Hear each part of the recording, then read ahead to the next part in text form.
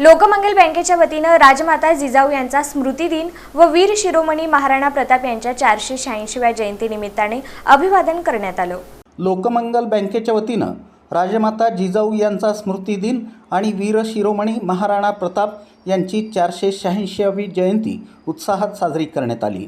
कृषी उत्पन्न बाजार समितीचे संचालक अतुल गायकवाड यांच्या हस्ते राजमाता जिजाऊ आणि महाराणा प्रताप यांच्या प्रतिमेचं पूजन करण्यात आलं। यावेळी बँकेचे शाखा व्यवस्थापक धर्मराज मळगे, अधिकारी अनिता जगदाळे, मिथुन शिंदे, रमेश असंगे यांच्यासह सर्व कर्मचारी उपस्थित होते।